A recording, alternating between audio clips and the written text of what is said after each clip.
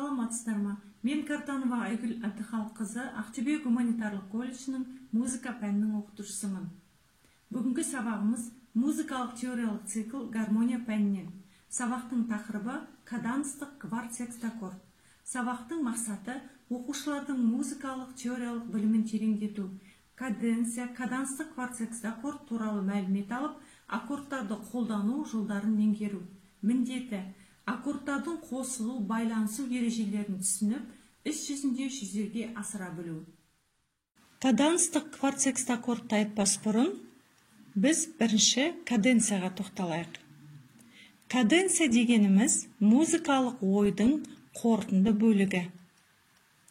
Каденция орналасқан жеріне байланысты ортаңғы каденция және қорытынды каденция болып бөлінеді.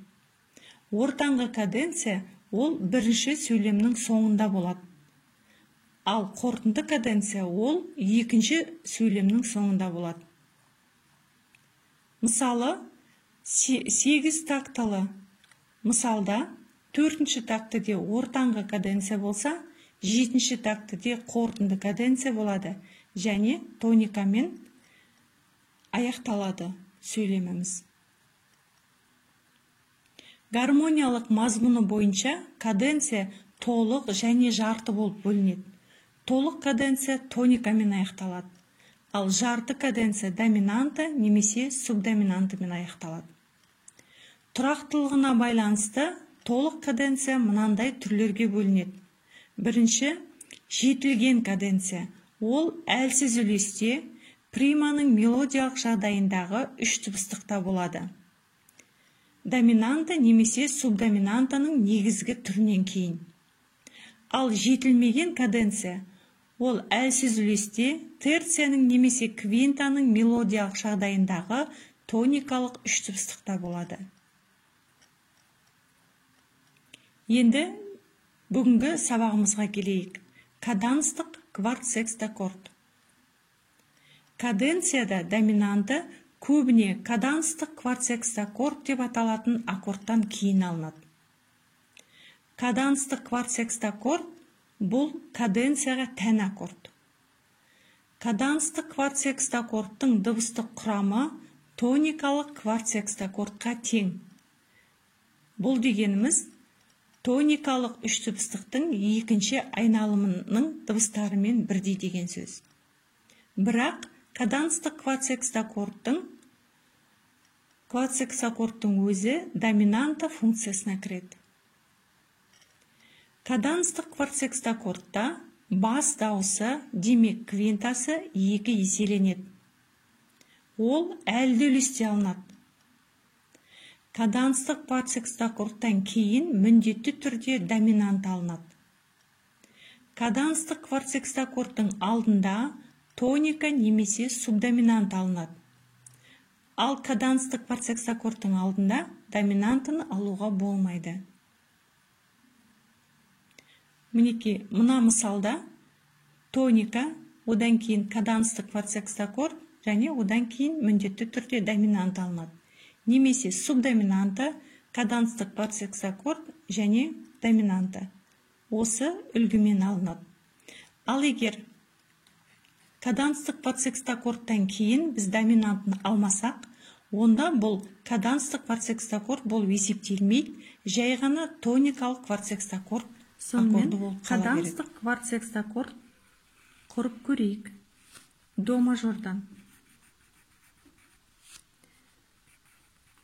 Каданстық кварт-секстаккорд, жаңа біз алдында айтқан болатынымыз, каданстық кварт-секстаккордтың дыбыс құрамы тоникалық кварт-секстаккордпен бірдей болады дедік. Тоникалық кварт-секстаккорд деп отырғанымыз негізгі тоникалық үш дыбыстықтың екінші айналымы. Бірінші айналымы тоникалық секстаккорд, екінші айналымы тоникалық кварт-секстаккорд. До мажордан, до ми соль, тоникалық секстаккордымыз ми соль до. Енді тоникалық кварт-секстаккордымыз соль до ми болады. Сонда біздің каданстық кварт-секстаккордымыздың дыбыс құрамы дәл осы дыбыстар. Соль до ми. Және біз бас дыбысы 2 еселенеді дедік. Бас дыбысы немесе квинтасы. Сонда соль 2 еселенеді. Соль ол тониканың квинтасы. Мінекей, сонымен каданстық кварт-секстаккорд до мажорда тап осы дыбыстар дәл осылай құрылады. Сонымен біз каданстық кварт-секстаккордтың ережелерін айттық. Енді осыны қазір біз іс жүзінде құрып көрейік. До мажор тональдігінде мына жерге өзімізге қажетті аккордтарды құрып алайық. Тоника, до ми соль, субдоминантна, фа ля до, доминанты керек бізге, соль си ре және каданстық кварт-секстаккорд. Каданстық кварт-секстаккордымыз соль, до, ми болады. Осы аккордтарды қолданып, біз қазір бірнеше аккордтар тізбегін құратын боламыз.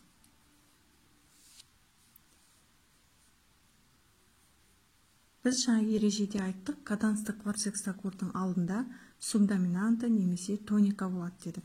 Қазір субдоминантын алып, одан кейін әлді үлеске каданстық кварт-секстаккордты және доминантын аламыз. Субдоминанты бізде фа, ля, до. Басқа фаны берейік. Фа бізде 2 еселенеді.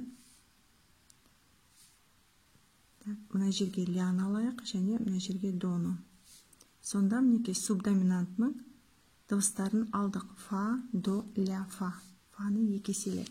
Әрі қарай каданстық кварт-секстаккордымыз ол біздің соль, до, ми. Соль 2 еселенеді. Басқа сольды аламыз. Доны мына жерде орында қалдырайық. Соль 2 еселенеді мына жерге және фаны миге жүргізейік. Сонымен каданстық кварт-секстаккордты алдық. Енді доминанты. Доминанты соль, си, ре. Соль 2 еселенеді. Баста сольді орында қалдырамыз. Доны сиге түсіре қояйық. Соль орында қалсын және миді реге. Сонда мінекей дыбыстарымыз біздің ешқандай қатты секіріп кетпей, бір-бірімен байланысып орналасты. Келесі.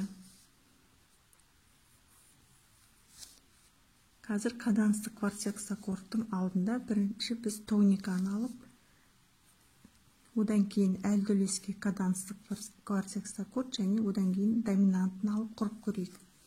Тоника, басқа дон аламыз. Миді мына жерге алайық. Доны 2 еселедік. До, ми. Енді бізге соль керек. Сольді мына жерден ала қойайық. Әрі қарай каданстық кварт-секстаккордымыз соль, соль, до, ми. Басқа сольді аламыз. Миді терцияға доға түсіре қояйық. Доны сольға түсірейік. Сонда соль, соль, домыз бар. Енді бізге ми керек. Сонымен сольді 2 еселедік. Каданстық кварт-секстаккорд. Әрі қарай доминанты. Соль, си, ре. Сольді баста орында қалдырамыз. Мына сольді да орында қалдырайық. Доны сиге түсіре қояйық. Сонда бізде ре қалды. Миді реге түсіре қоямыз. Мінекей тоника, одан кейін каданстық кварт-секстаккорд және доминантымен оны байланыстырдық. Енді келесі тізбекті көрейік. Бұл жерде алдына субдоминантын алайық. Каданстық кварт-секстаккорд, одан кейін доминанты және сөйлеміміздің аяғын тоникамен аяқтаймыз. Субдоминанты, фа ля до субдоминантымыз. Басқа фан аламыз. Мына жерге дон алайық. Фаны 2 еселейміз және сопраныға лян аламыз. Мінекей субдоминанты. Енді әлді үлесте каданстық кварт-секстаккорд. Ол бізде соль, соль, до, ми. Баста соль болады. ляны солға түсіре қояйық. Одан кейін фаны миге. Сонда соль, ми, енді до. До мына жерде орында қалсын. Мінекей осылай субдоминанты мен каданстық кварт секстаккордты байланыстырдық. Әрі қарай доминанты соль, си, ре. Баста соль орында қалады. Домыз реге көтерілсін. Сольді терцияға, сиге көтерсек, миді сольға, терцияға жүрді. Бірақ мына жерде бас орында қалды. Каданстық кварт секстаккордпен доминантына байланыстырдық. Енді сөйлемнің аяғын біз тоникамен аяқтаймыз. Тоникамыз до баста. Сиді доға апарайық. Соль орында қалсын. Сонда до, соль. Енді мына жерге миді алайық. Мінекей, тоникамен аяқтадық. Осылай каданстық кварт секстаккордты қолданып, оның алдына субдоминантын алып, және одан кейін доминанты. Келесі мысалда алдында каданстық кварт секстаккордтың алдында тоника, каданстық кварт секстаккорд, және одан кейін міндетті түрде доминанты. Келесі мысалымызда субдоминанты, каданстық кварт секстаккорд, доминанты, және одан кейін тониканы алып, біз үш түрлі тізбек құрдық. Дыбыстар жақсы байланысты. Субдоминанта, каданстық кварт секстаккорд, доминанта. Келесі тоника, каданстық кварт секстаккорд, доминанта. Келесі субдоминанта, каданстық кварт секстаккорд, доминанта, тоника.